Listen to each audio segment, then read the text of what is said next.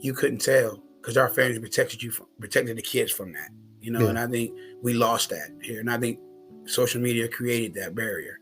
So, like I asked you about your upbringing. So I grew up in a single parent home. So my old man lived right over in Bell Acres. You know where Bell Acres is at?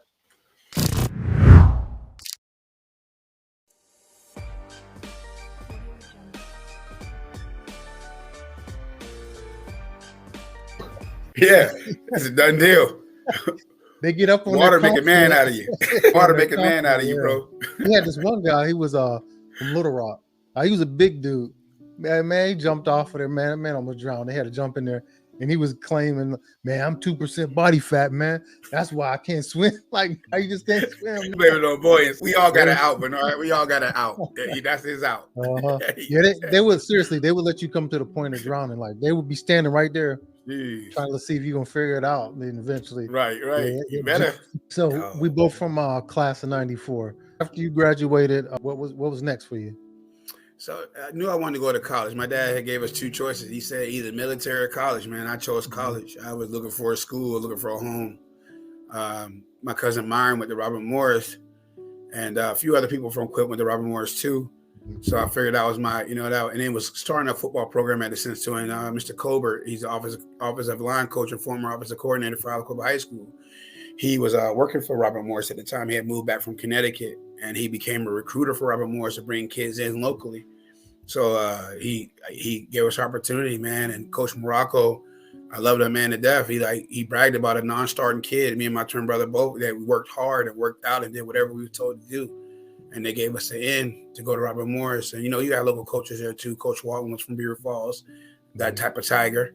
And Tiger played with my cousin Anthony Dorsett at Pitt. So I had some familiarity, me and my brother had some familiarity there. And then we kind of understood the makeup of the campus too, being that we lived, less than 15 minutes down the road here at Aliquippa. So that was my path. So I'm glad you brought up Coach Morocco. So from K through second grade, I went to Hopewell. Because where we lived at on Monaca Road, it was right across the line. So through K through second, I went there. And Mr. Morocco, when he started coaching Aliquippa, he remembered that I went to Hopewell. Because if I'm not mistaken, his kids was going there at the same time.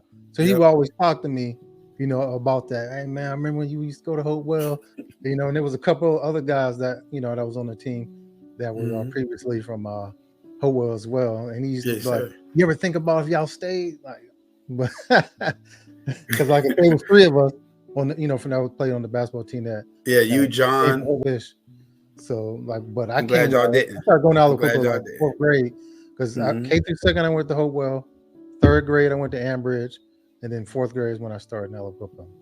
Tell me a little bit that process, because at that time you said Robert Morris didn't have a football team and they were starting up one. So, like, was it kind of chaotic? Was it like a smooth transition you felt?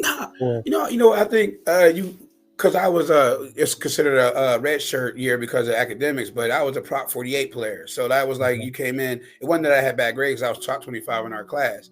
It was that, I didn't have a high score for SATs and the fact that I only took it once. So I didn't do well. I took ACT once and I took the SAT once. And I probably should have took it twice. I probably should have took it junior year. I blame that on just, guidance counselors not properly informing some of the kids in the school district about, you should take it your junior year. Then between them scores, they would average out the best scores. And that would probably got me in to play my first year. But the good thing about it was Robert Morris was like, I guess, a litmus test to Prop 48. So what is a player who can't play football? What does that look like? You know what I'm saying? So they made you go to study hall. You had to work extra hard. You had tutors and stuff because they wanted you. They brought you there to play football, but they wanted to also make sure to keep you there. Now, me and my brother, we went to Robert Morris. It was like 5 or 6 of us from Aliquippa that year that went. It was Kira Thornton. It was Danny Bible. It was Rob West. There was a few other of us that went there. And a lot of people don't know that. Okay. And Michelle Witt had just transferred in there from the girls' side because she played basketball. And she was going to Robert Morris at the time. And so it was just, we had learned on the go. And we were a part of the team in a sense we could work out and stuff, but we couldn't be engulfed with the team. So they made sure that was perfectly clear because at the time they were looking at those, violations 1 and 2 and all that stuff. If you let an ineligible player, participate, that was an eligibility, and then it affected the recruitment part of that. And Robert Morris didn't have no money, so you were paying them to play football. You were paying them to get education and to play an extracurricular. So you had to go there, you know, understanding that you're gonna come out of school with some debt because you was paying them to not let you play or not start, and you had to have a love for it, you know, to go to Robert Morris at that time. Yeah. So after